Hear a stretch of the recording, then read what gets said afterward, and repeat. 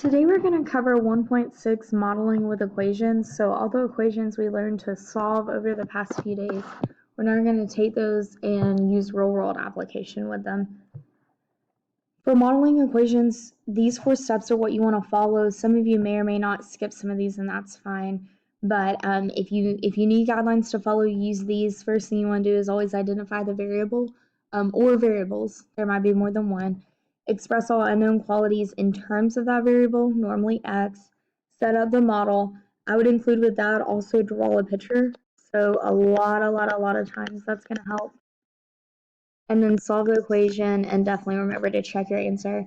Check it to make sure it's reasonable and that it makes sense, as well as actually plugging it back into your equation to make sure that it works. We have about 9 examples here we're going to work through. You, on your guided notes, you just have the words, so you don't have to write the problem. But I know you don't have space to work.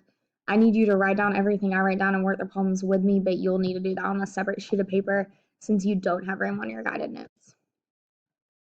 Example 1. A car rental company charges $30 a day and 15 cents a mile for renting a car. Helen rents a car for 2 days and her bill comes to $108. How many miles did she drive? So the first thing you need to know is what it's asking you for. It's asking you for how many miles she drove. And so that's what we're going to define our variable as. Normally we're going to use that as x. If you want to call it in per miles, that's fine. But we're trying to define how many number of miles she drove.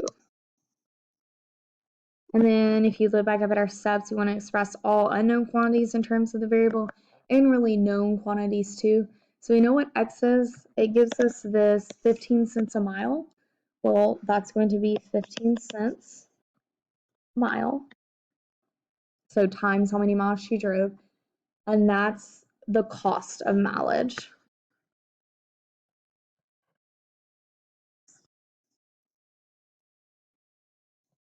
So that's just for how much she drove, but then there's also this $30 a day cost. And so that is not dependent on the X at all because it doesn't matter how many miles she drove. This is just the cost per day. But if you read the problem, it says she rented it for 2 days. So we're actually going to use 60 there. Now you can set up the model and basically how much the car costs is 108.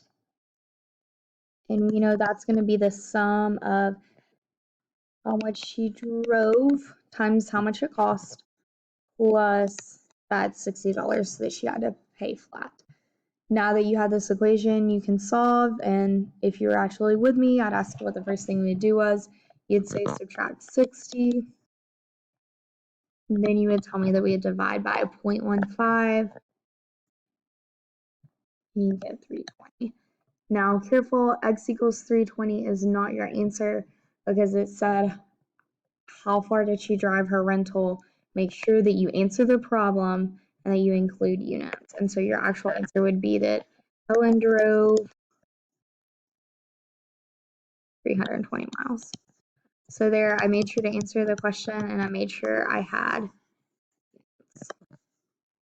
So make sure you're working these problems with me. You might want to pause it and rewind if you need me to repeat something, or stop it and see if you can work it on your own before I work it. That would be great. Example 2, Mary inherits $100,000 and invests in 2 certificates of deposits. One certificate pays 6% and the other pays 4.5%. Simple interest annually. If Mary's total interest is $5,025 per year, how much money is invested each rate? Okay, so it wants to know how much money is invested at each rate. So we have 2 different things going on here. I would say, hey, I want to know how much is invested at 6%.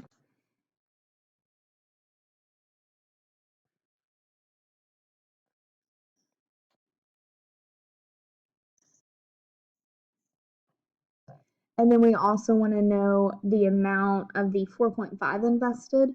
But if we define our variable as how much was invested in the 6%, then we can write everything in terms of that.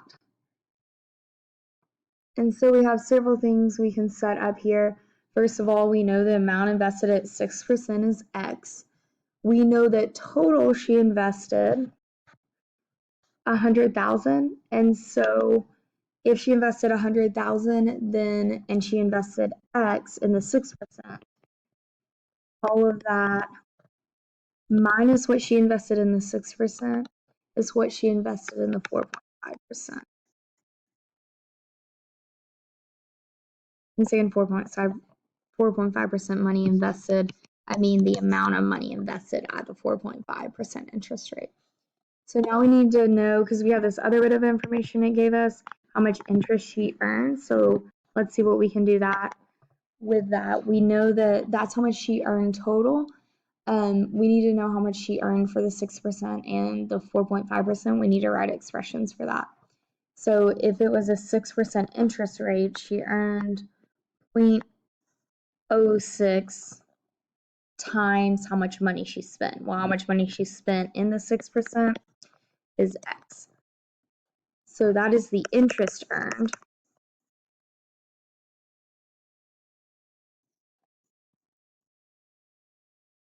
And then we have likewise the interest she earned off of the 4.5% will be 0.045 times how much money she invested in that, which is not X. X is how much was invested in 6%. What she invested in the 4.5 was the 100,000 minus X.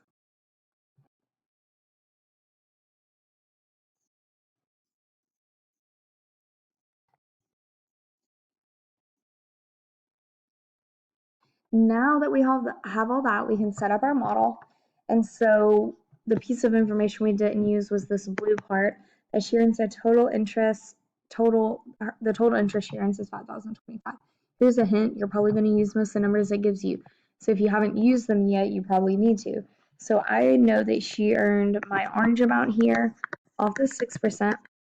I know she earned my yellow amount here off of the 4.5%, but I know together that she earned $5,025 interest. So all that adds up to $5,025. The first thing we're going to do is distribute.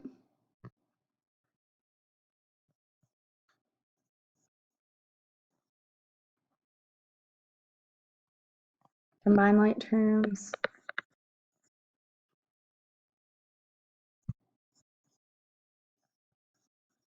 Subtract and divide to get X is 35,000. Now, here's the problem. Got to go back and answer the question. It said, how much money is invested at each rate? Well, X was how much was invested at 6%. We need to know the 4.5% as well. So if we come up here, we would say she did indeed invest what we found at 6%, but then we need to subtract, and you can plug in here.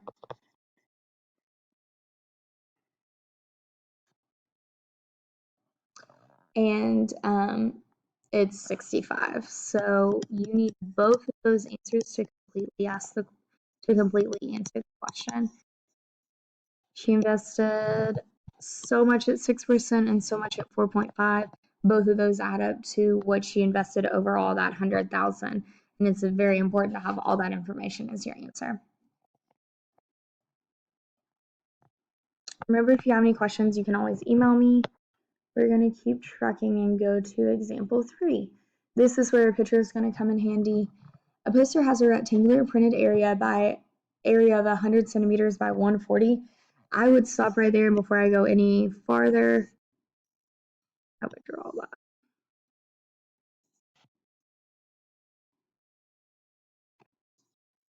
And a blank strip of uniform width around the 4 edges. So that's outside of the poster. The perimeter of the poster is 1.5 times the perimeter of the printed area.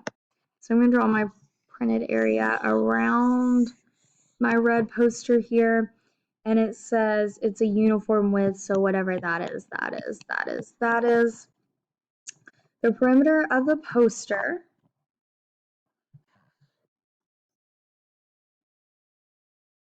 which is my red, is 1.5 times the perimeter of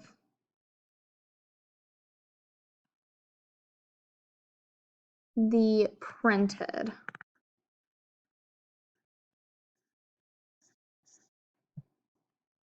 And I'm sorry, I just swapped that up. My printed here is the smaller. I swapped up my colors when I wrote this. Sorry. The printed is in red. You probably don't. It's color coded.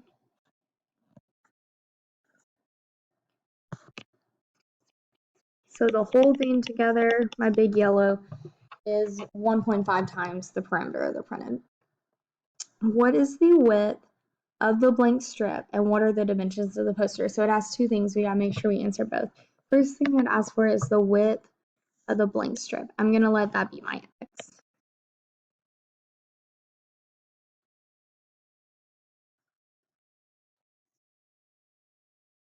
That's here.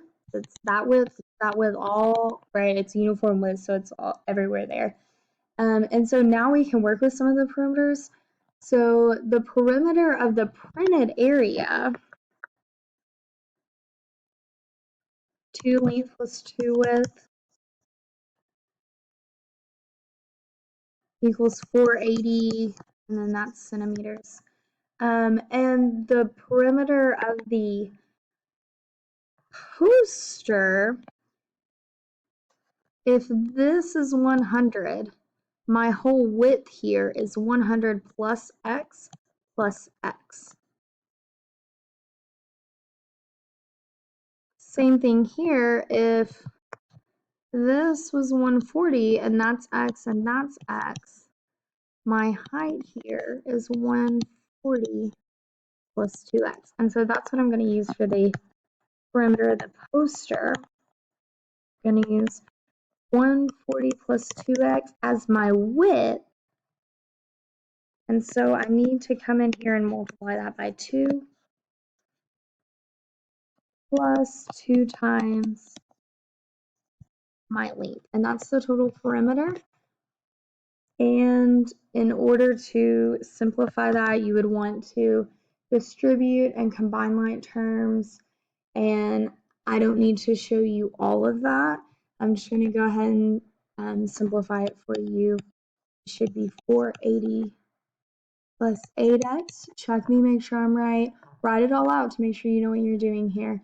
I have 400 plus 8x as my perimeter of the poster. Now come back up to this equation we wrote the perimeter of the poster, and you're literally just translating the sentence into words, is equal sign 1.5 times the perimeter of the printed area, which was 480.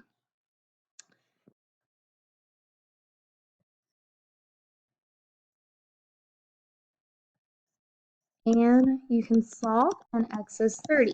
So that was one thing. I answered one part. 30 centimeters, remember your units, is the width of uniform strip.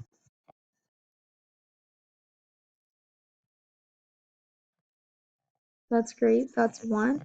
But it also asks, what are the dimensions of the poster? And so that's here in this width and length. So that would be 100 plus 2 times 30 and 140 plus 2 times 30. And if you calculate that out, you get the other two answers. So the dimension of the poster is 140 by 160. And those are your two answers. Okay, I'm going to stop this and I'm going to start the next on a second video for you to watch.